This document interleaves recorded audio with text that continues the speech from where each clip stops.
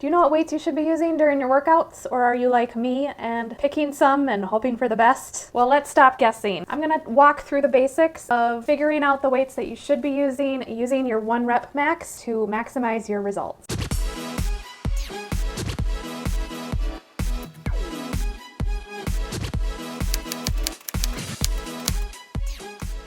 Hey guys, it's Heather here and welcome back to my channel. If you're new here, my channel is all about my journey to lose 70 pounds with a little bit of lifestyle peppered in between. In today's video, I'm going to be going over how to figure out what weights you should be using when weightlifting.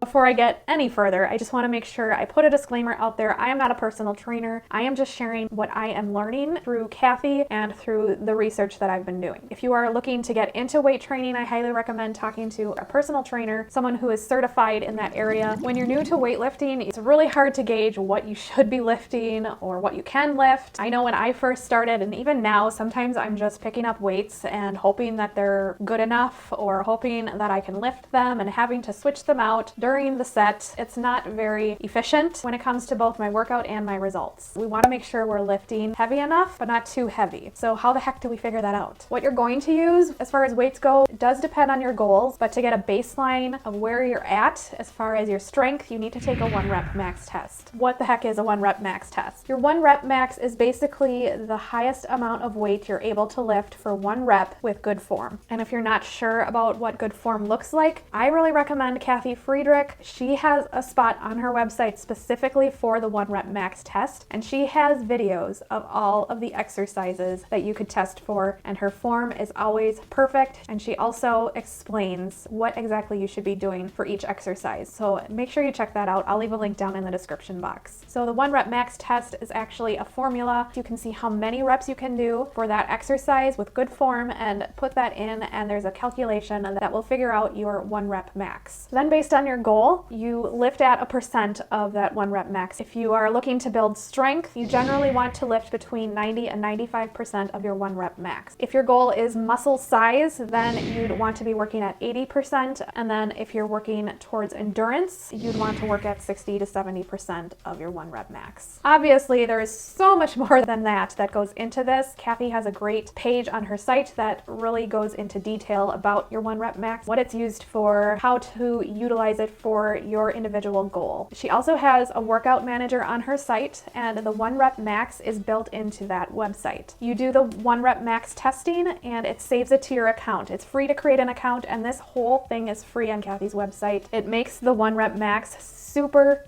easy and simple. It also has workout cards that you can print out. So if you're doing the STS program, there are specific workout cards for that, or you can build your own workout cards with each exercise that you plan to do, and then it will automatically calculate your 1 rep max and the weight you should be lifting depending on your goals, and then it'll print it out on a nice little card for you. I've already printed out all of my workout cards for the first mesocycle in the series, so I'll show you on the screen, but for each exercise it shows your target weight. For some of them it doesn't have that because obviously for like push-ups you wouldn't use a weight, it's your body weight. You'll have a column to put your actual weight that you used. So let's look at alternating seated overhead shoulder press. My target weight for that, based on my 1 rep max, because I'm working towards endurance for the first mesocycle in the series, it's calculating what I'll use for this workout specifically, or 60 to 70% of my 1 rep max, which is 9 pounds. And then it shows the reps that you'll be doing, so 15 reps, and then it'll have spots where I can actually plug in the numbers. When I'm doing the workout, I will have a clipboard, and then I will write down the weight that I used for each workout and then the actual reps that I was able to complete. And that way I can kind of gauge for upcoming workouts what I should be using, if that weight was either too heavy or too light, or if it was just right. When I was doing the 1 rep max testing, I mentioned that she has the online portion. I probably made it harder than it needed to be, but what I did is she has a spot in the back of her user guide where she has all of the exercises, and then she has asterisks next to them based on how important it is to do your 1 rep max for the program. I did all of them just because I think it's important for all of them. I will note that I did not do the 1 rep max for my legs. That's just because 1, I do not have heavy enough weights here at my house, and also 2, my legs are pretty muscular already just being a dancer, and I really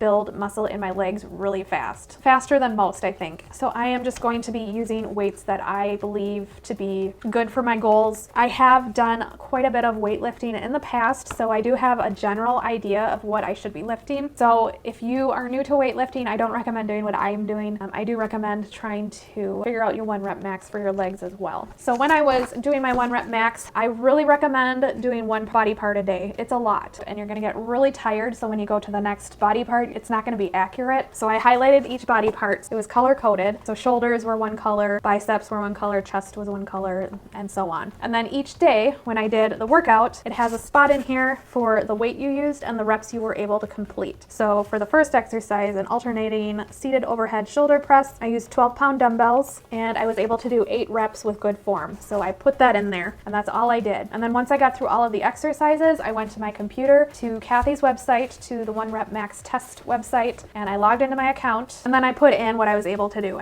And then I hit calculate and then it automatically calculated my 1 rep max and then it populated it to my workout card base, I guess you could say, where it stores all of my exercises that I test. So I did that each day, and once I was done with all of the exercises that I was going to do, I went to the STS portion of the website and I was able to print out these workout cards. Because the first mesocycle is 60 to 70% of your 1 rep max, it calculated 60 to 70% of my 1 rep max and it just populated all of that into each exercise. So when I'm doing the workout, all I have to do is glance at this and grab the weight that I need and work out. So it seems like a lot, but it is not. I think Kathy's website really breaks it down for you and makes it super easy. It really makes it simple. It organizes it into one place and you can always go back and change it. As you gain strength, you want to be going back and updating that 1 rep max, doing another test to see where you're at, and then it allows you to edit. And then it'll keep track of your progress over time as well. So that was it in a nutshell. It was a very high level overview. Like I said, again, please go check out Kathy's website to learn more about it, because I am not a personal trainer. I am just sharing what I know, and it's not a lot, but I did do quite a bit of research, so I wanted to share that with all of you. I look forward to sharing my progress and sharing more things that I learned throughout this series, and that's going to end my video today. I hope you enjoyed it, and I will see you guys in the next one.